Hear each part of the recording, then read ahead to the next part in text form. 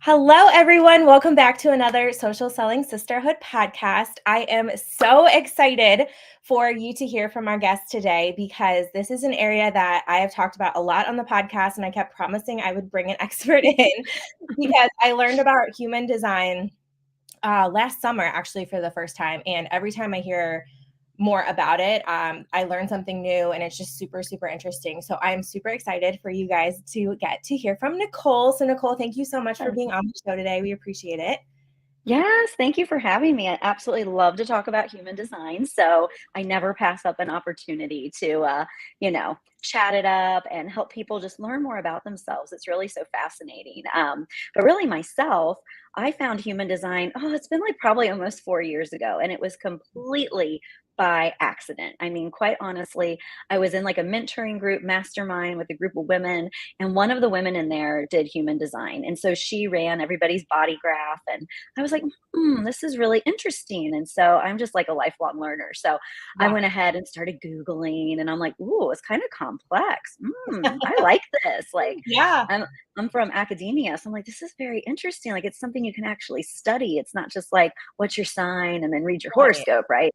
There's a lot Right. more levels to it than that. So it really for me started just purely out of curiosity and the fact that I was like, ooh, I want to learn more about myself.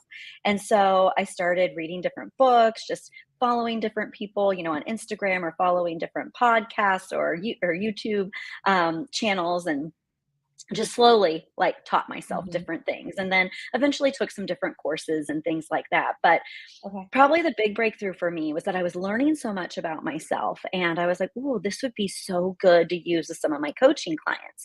Now, at that time, I was still in my full-time healthcare role, still in academia full-time. I coached a handful of clients that they always came to me by word of mouth. Okay, like I Okay. would coach somebody out, and then they would recommend a friend, and Right. then that person would. So it was just like this beautiful little thing I had Yeah, going as a that's side awesome. hustle. I didn't have to do a lot of marketing. I didn't have to show up on social media, like Mhm. all the things we're told to do. I just kind of had like always 4 or 5 people that needed me in their life.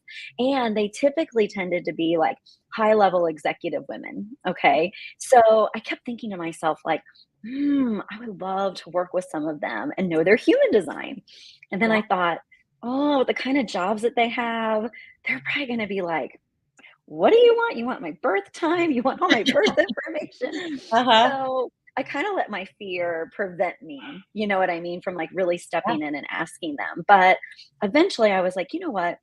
I think there's one or two of them that may not think it's too strange if I ask them. So I just put it out there like, I've been using it for myself. I would just love to, like, can we just experiment with it? Can we just try it out?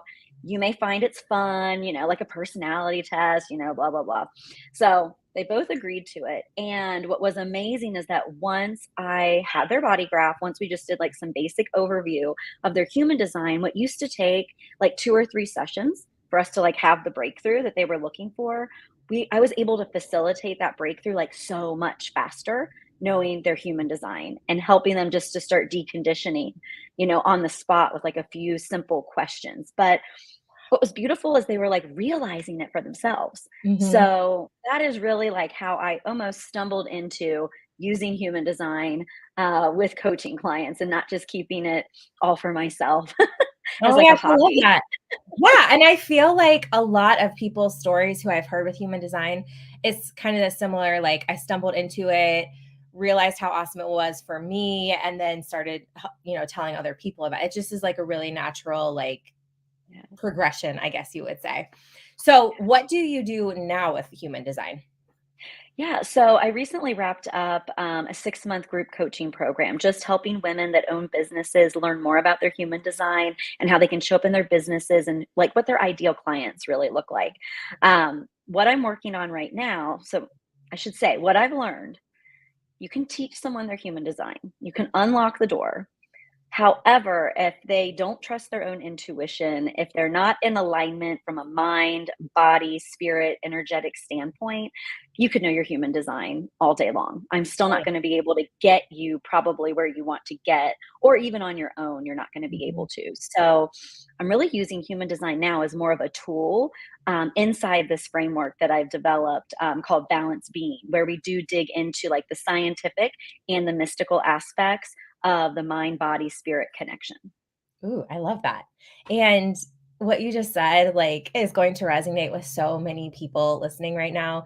A lot of the listeners are women in direct sales, network marketing. And one of the biggest things I hear is like, I'm doing all the trainings and I'm learning all the things, but I'm not seeing results. Or my team is doing that, but they're not seeing results. And I think that alignment and there's some other missing piece if you're doing all the things, but not getting those results that you want. Yes, yes, exactly. And I feel like mindset work has gotten like really popularized in our Mhm. culture. So everybody says, well, work on your mindset, overcome that limiting belief. And I definitely believe we all have limiting beliefs. But I also have learned by working one on one with people and working in groups with people that most of the time when you are having that issue that you're talking about, like I can't get that sales mark, or I can't build the team, I can't do the things after I've done the training, I implement, but nothing's really happening. It's because we think we're fixing a primary pain point, right, within ourselves. However, we're probably fixing a secondary pain point and we haven't even gotten to the primary pain point. Ooh. So one way to look at this is, let's say like you read a self-help book, Mhm. right? About we'll just say mindset because that's the example that we're on. So you read the book and you start doing what they say in each chapter and you start to feel a little bit better, right? And then like you have a little mini breakthrough and then you have a bigger breakthrough and you're like, oh, this book. And then you're on social media like, this book changed my life. Oh my Yeah. gosh, everybody needs to read this book. And then like 2 months go by and you hit like a big obstacle and you're like, wait, this book, I'm doing what the book says and I'm not breaking past it this time. And it's because you put a band aid, right, on a secondary pain point, but you never got to the original primary pain point. Mm, So I really feel like what I do with people through all my, like all the different trainings I've done in all my degrees, is we get to the primary pain point, and that's where you really have the breakthrough. So I love books. I mean, I read tons of books. I watch tons of things. I have the slew of degrees. Like, I get it. Okay. I'm just like that. I will do everything step by step. You tell me to do it, I'll try and do it. And I still know at the end of the day, when I'm doing those things, there's like a 50-50 chance it's going to work if I don't really get to the root of why I'm doing the training, why I want the breakthrough. And am I willing to face elements of that fear, right? Or mistrust in myself and heal those so that I really can step into the full potential. ooh, that's so powerful. I totally agree with that. So, for anyone listening who's maybe not familiar with that terminology, can you kind of decipher primary, secondary pain point? Yeah. So, let's think about it in terms of, because I'm from the healthcare world as a nurse practitioner. So let's think about it in terms of somebody with diabetes. Okay. So let's say it's somebody that's struggled with diabetes, you know what I mean, for quite a while. So they may come in with leg pain because their circulation's really bad, right? And there may be medication that the nurse practitioner or the physician can give them. And they use it for a while and it seems to help, but they still don't really control their sugar. Their A1C is always all over the place. So eventually they start having breakthrough pain in their legs and they're frustrated, right? They're really mad because, well, I thought this medication was supposed to work. Well, it worked because it like masked the secondary pain point, you know?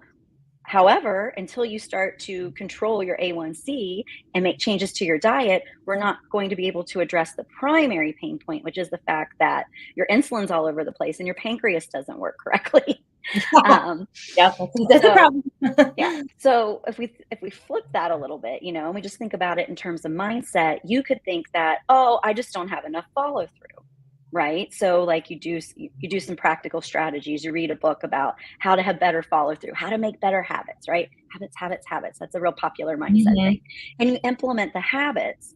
However, maybe what's really underlying it is that somebody told you a long time ago when you were a child, oh, you're not really good at following schedules, or you're never going to amount to anything. And there's that inner voice that keeps telling you that. So for a while the habit might work, for a while the change that you made may work, but then you're going to probably have an emotional trigger or something's going to happen where it feels like an obstacle, and then you like almost revert back because you've never gone back and actually healed that original thought process that was false around not being able to stick to a schedule. Ooh, that's deep, guys. That's really deep. And I mean, I agree with that too. Yes. Just from, doing that kind of work myself too. I actually just recorded a podcast about money mindset. And Mhm. one of the things, long story short, I made a post about a vacation that I'm doing, and I'm a travel planner.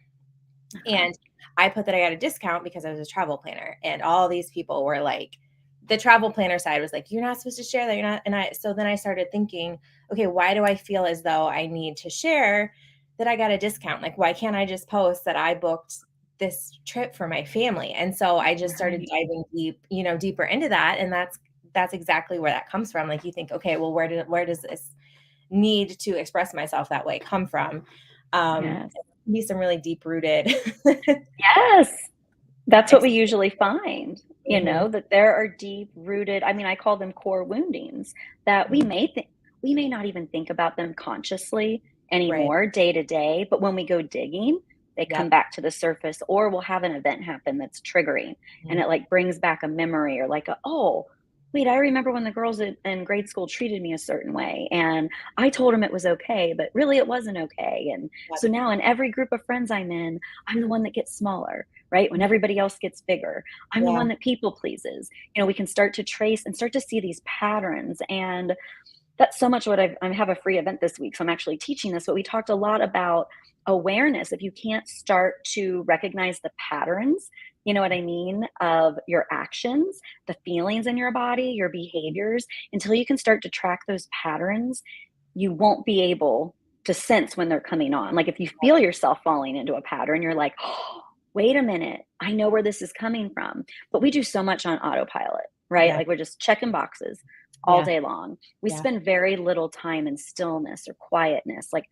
really with ourselves, Yeah. talking to ourselves, taking care of ourselves because we're Yeah. so busy And with finding that that checklist. balance is huge. And that can be Mhm. so easy with your business too, because we want the checklist. We want to know we want to know what we're supposed to be doing. And, there's a missing piece if you're checking all those boxes and something is still not getting you the results that you want for sure. Right. So I say, like, add these things to your checklist. Have I Really? checked in with myself today? Yeah. Check or no check, right? Have Mm, you done like the thing that is your self care? Or, I mean, you know, did you just step outside?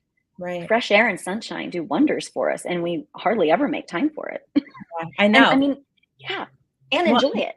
and adding that to your checklist, I think is perfect. Yeah. Like, did I have my gratitude today? Did I have my 10 minutes of alone, my me time today? And making Yes. that just as important as everything else for sure on Mhm. that list. I love that. Okay, so let's go back to human design because we Yes. started talking about that. For someone who has never, I mean, if you haven't heard of this, guys, you haven't listened to my podcast because I pepper it in a lot. But if you haven't heard of it before, what exactly like is it? Because we Yes. it's not astrology, it's not Enneagram. Right. So it really is like a blending of different modalities. So there is astrology, like the way we understand Mhm. astrology, but it's really based in the Chinese I Ching, the Kabbalah or Tree of Life, which some people have studied or you've at least heard about it. If you've read different books. Yes, elements of astrology, like what's your sign, what were the placements, when you were born, our chakra energy system, which I think most people are familiar with, and then elements of quantum physics. So that's why it's so complex. That's why it was so interesting when I started delving into it because I'm like, ooh, it's like kind of like the ancient science or mysticism pieces mixed with that modern day quantum physics. And honestly, the astrology that's a part of it, it's more in westernized astrology, which is more modern astrology. If you really go study Mhm. astrology, you could go back to India, like where it originated, and, really do a whole deep dive, academic minded study of that. And so, in so many ways, human design actually is bringing in more of like the westernized elements, you know what I mean, as they evolved over time. But really, the premise of it is that, and if you haven't done it or you haven't listened enough to Lindsay, you need to go to mybodygraph.com and put in your birth information, and you will need your birth time. So if you don't have that, make sure you get as close to it as you can. Ask somebody in your family if you can. I always tell people if there's no way for them to find out, just what your gut tell you. Were you born in the morning, the afternoon, the evening, and pick a time, you know what I mean, and go with it. But really what happens is once you put in your birth information, there are 5 different types that you can be in human design. And so there's manifestors, generators, manifesting generators, projectors, and reflectors. So the majority of the population are either generators or manifesting generators, because each of those make up 35% each of the population. So, like 70% of everyone walking around out there is either a generator or a manifesting generator. And they're really here to like build and do. The manifesting generator is going to have a lot of ideas and still want to do a lot of the work. Generators, though, are like our hustle, our do, our build. You know, I always say we wouldn't have the foundations of society if it wasn't for generators and manifesting generators, because they really build the structures. They have the energy and the stamina to see things through to completion. Manifestors only make up about like 9% of the population, but they're like our great ideators. They have all the ideas and they just want to push them out into the world. They don't have the energy to do them all themselves. They can Okay. help a little, but they don't have enough energy to actually have like to actually be the one doing Interesting. their idea. So Okay. I always tell manifestors when I work with them, like, you need a good team around you, or you need like your cheerleaders that are going to really support you, because if they do carry out one of their ideas, it's just going to take longer. You know, Yeah. they're not going to have the hustle and the do and the go. And if they do, they're going to burn themselves out. And then projectors make up about 20% of the population. And projectors are really here to be the wise guides. Okay. So they're here to like help all the other types because they have this innate wisdom, you know, they've had a lot of life experience. And so eventually they're seen as like the masters or the gurus, you know, in their areas. Mhm. But a projector has to be invited in. So what's really difficult for projectors is having all this knowledge, all this wisdom to guide, and never being invited in to share that knowledge or wisdom. So that can be super frustrating to Mhm. projectors. And then Yeah. reflectors only make up 1% of the population. So you don't come across a reflector, you know, quite as often. Wow. But literally, they're here to reflect everything back to us. Okay. So if you have a reflector like in your life, oh, they're like a mirror, right? Because they pick up on the energy of everyone they're around. And so we call them the great evaluators. So a lot of times when I meet reflectors, they may have their own businesses. And when they hear about a reflector and just like their energy level and the fact that they're only 1% and they absorb everybody else's energy, like it makes them feel a little like, oh, it doesn't mean you can't have your own business. It Yeah. means you really do need a team around you as a reflector, and you need them to do things, and then you need to reflect back to them what went well and what didn't go well so Mm. that they can make adjustments. So think of, you know, the other way I like to explain to people about human design, if they're wanting to understand how all the types work together, I have few different analogies, but one way I like to think about it is like, let's say you're at a race, okay, like, you know, running around the track. So when they shoot the gun, right, or they blow the whistle or whatever they do, the manifestors like take off really quick with the baton and do the short first little stretch. Mhm. Okay. And Yeah. then they hand it off to the manifesting generators and they're like, oh, they go the next stretch that is a little bit longer, right? Because they have more energy to do it. Then they hand it off to the generator that does the long haul and then ends up winning the race. The projector is the coach, okay, Mm. that lined everybody up where they were supposed to be. So they'd Yeah. be set up for success and win. And the reflector is actually the crowd that watched. And then they reflect back through their cheering or they're not cheering what went well or what didn't Ooh, I love go that well. analogy. Yeah, that's great. That's a great visual. Yeah. So, how can we use finding our human design? How can we use that to improve our business or maybe even how we talk to people in our business? Yes. This Which is a is good probably a question. very loaded question, by the way. So, It is. any So suggestions? yeah, I'll just kind of go through like each type again. That way people are listening, they know which type they are. So for a manifester, because they're going to have all these ideas, you know, they're going to be excited. They're going to want all the ideas to like happen at once. So what happens for manifestors is that they're like super excited and their energy's up here. And then they like come to you and they're like, oh my gosh, like we got to do this, we got to do that. Da, da, da, da, da. And if you're not ready to hear it, if the person that they're sharing it with isn't ready, it's almost like, okay, Mhm. you're a lot. I can't deal with this right now. And then Okay. the manifester gets really angry because they're like, dang on, nobody's going to Mm, do what I want to do. So I always tell my manifestors, like, really know your audience, really know who you're going to go talk to. And this is in your personal life too, because right. manifestors probably have like a million ideas for family vacation, and they Mm, rattle them all off to the family. And the family's like, that's too many choices and we don't know which one. And then yeah. the manifestor's mad, Mhm. because they didn't like temper their Right. enthusiasm and they didn't like hone it in. So I always tell manifestors, like, why don't you go with like your 2 or 3 top ideas when you have to go talk to a group instead of like your 12, That's because smart. you're going to overwhelm everybody.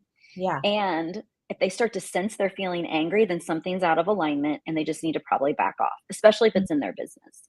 And they'll yeah. have evidence of this typically because they'll have instances in their personal life where they've gotten mad, they don't get the response that they want, and they've been in like on that hamster wheel of doing that over and over again. Right. So for manifesting generators, I think the biggest issue they come up against in business is, they're the great hybrid of the manifestor and the generator. So they're going to have all the ideas and then they're going to want to like start them, but they're not going to Mm. want to finish them.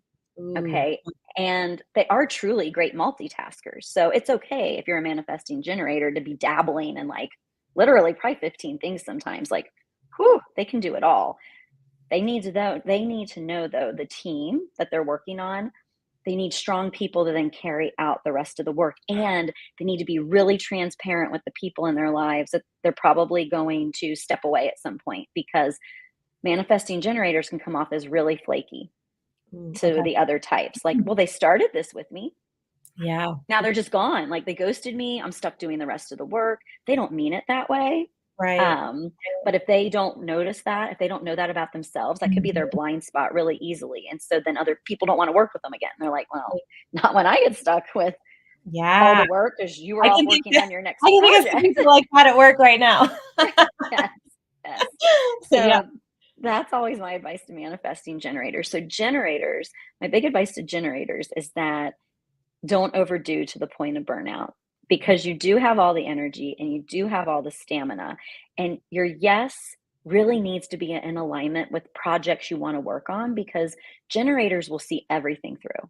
They're people of high integrity, but what happens is they say yes sometimes when they should have said no, and then Mm, they're frustrated behind the scenes, like, how much longer till this project's over? Why did I tell this person yeah. I would do this? But they won't back out then. So if they get in that situation, I always say, bow out gracefully. You are allowed to do that. You have full permission. And then second, give yourself time. Don't be an instant yes. There are certain, if you're a pure generator, like if you really dig into human design, you could be a hell yes or a hell no, like right in the instant. But even then, sometimes you can regret it a Right. little bit later, depending on other things going on within your chart. So I just tell generators in general, unless it's like a full body, I need to do this, it's going to change my life. Just think on it. Whether you think on it for 10 minutes, an hour, a day, you don't need a ton of time, but give Right. yourself time to come down either off the high of it, Yeah. or like, and sometimes you just feel like middle of the road, like, oh, I mean, I could do it. Does Right. that change overnight? Do you get more excited about it? Do you get less excited? About it overnight, and really honoring that as a generator so that you're only working on things that light you up, Yeah. because a generator is going to get frustrated really easily when they're out of alignment. And then projectors always want to know, well, if I have to wait for the invitation, and I'm a projector, so like I'm right here I'm a with all the projector project. too. Are you? Yeah. Yes. So funny. Yeah. So projectors always say, what am I supposed to do while I wait for the invitation? Mhm. I feel so useless. Nobody wants the information that I have to share with the world. And, even though it sounds like a little cliche, actually just showing up, doing the things you love every day, whether it's in front of everybody on social media or even behind the scenes, energetically, you're putting out into the world what lights you up.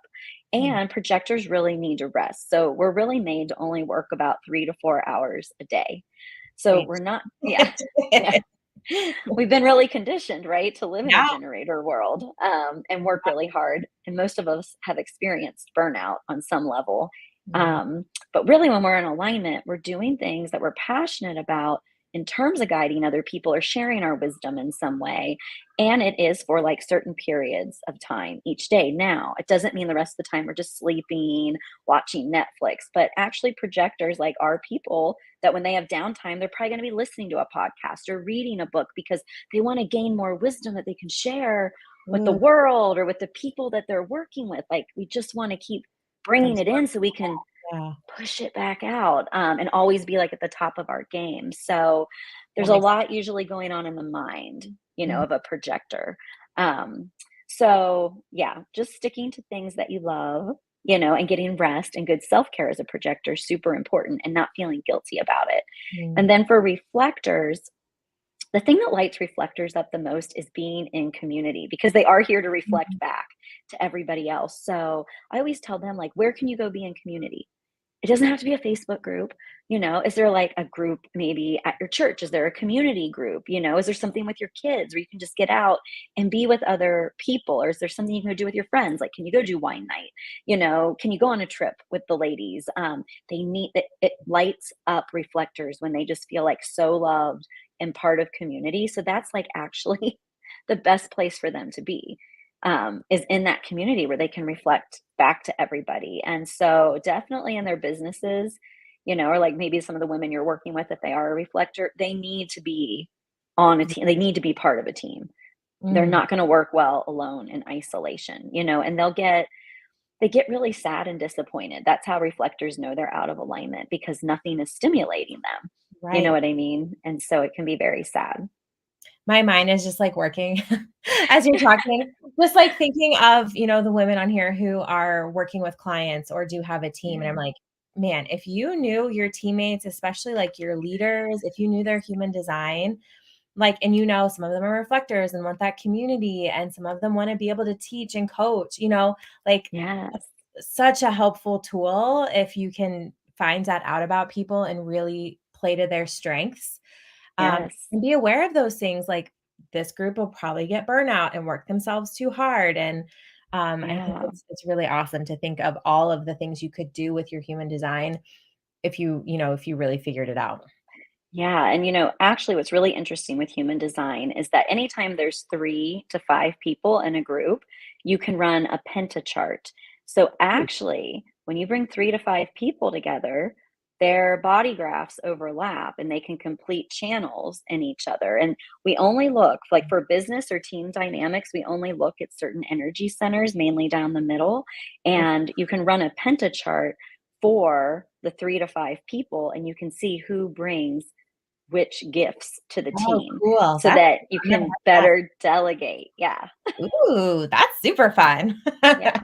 So it gets really interesting because you can look at somebody alone, like, okay, if they had to go do this project alone, this is how it would go. However, if they're part of the team and they go to work on the project, this is the role they should have on the team. It can look a little different depending if you're working in isolation Right. versus if you're working within the team and dividing up the work. Oh, that's so interesting.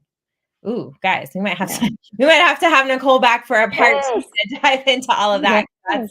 That's really fascinating. So Yeah. where can everyone find you? You did mention your Facebook group, I believe. I think you mentioned your Facebook group, which is where I actually found her, everyone. Yes. I found Yes. her, I don't even remember how, but I think I got invited to your group where you were doing some sort of a free workshop or something. So I highly recommend Mhm. getting in there. So tell everyone where they can find you, and I'll be sure to put this in the show notes, guys, also, so you can just click. Yeah. Yeah. So it's called the Balance Being Lab, and it's on my free Facebook community. You can find me on Facebook. Just put in my name and search me. You'll see my picture come up. You can find me on Instagram at Dr. Nicole Garritano. I have an insight timer channel with different meditations and guided visualizations if you're needing some type of support around that. Yeah. So, yeah, you can find me there. And yeah, I think those are the top places now that I think about it. But Yeah. right now I do have that free group going on, and that's going to be my space, that lab space that I created on Facebook, where I will be offering all my free trainings throughout the remainder of the year. Ooh, So definitely get in there. yeah, definitely get in there, guys, and take advantage of that, because this is something I feel like you can never you can never cap your learning. Like, I literally learned something from our conversation today that I hadn't, had a chance to learn yet in regards to human design. So I'll link that all below. And guys, we would love if you would screenshot this episode and tag us on Instagram and tell us your human design. Like, go and do that. What was the website that you had told us, Nicole, where you can find that out? Yes, you can just go to mybodygraph.com and you can run a free chart right there. Yeah. Yeah. So tell us which of the 5 designs you are. Tell us, especially if you're one of the projectors like us. You can be projector homies. That's right. Yes. Awesome. Well, thank you so much, Nicole, for being on. We really appreciate it. And go and check her out, guys, and give her lots of love. Yes, thanks, Lindsay. It was great being here. Bye, everyone. Bye-bye.